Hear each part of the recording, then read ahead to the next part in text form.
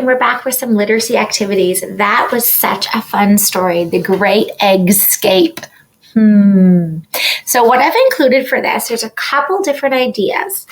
There is an alphabet with eggs. So a couple of choices here, depending on how much time you have for your literacy lesson or how many materials you have. So if you can't do the printouts, you can obviously create big eggs here, and each student or child can color, paint, and create an egg.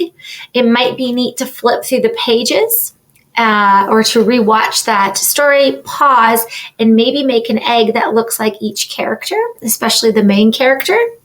And then what I thought would be really cool was that if you ask the child how many eggs would they need to create their name. So finding the letters and creating the templates for their name and having them paint and create their name with eggs and string them together. So it could be the Great Eggscape names. Another thing they could do is just their initials if you didn't have that much time.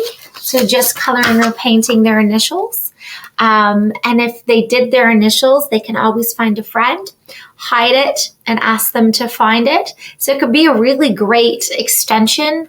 You can also hang these eggs in the woods or on a trail. I know when I taught kindergarten, I had a great outdoor space and asked them to go and find the first letter of their name and go sit by it.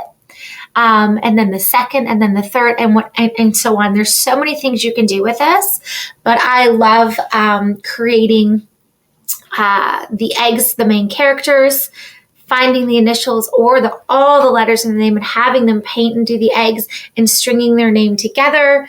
And then they can string them together and you can display them, or just the initials, or finding them outside. Anyway, so included are an alphabet of eggs to paint, color, draw, and I hope you have a lot of fun. And I hope you decide maybe to do 1 or 2 or 3 of these ideas and help those eggs escape from the paper. Cut them out and make your name with them. All right, I'll see you soon. Bye.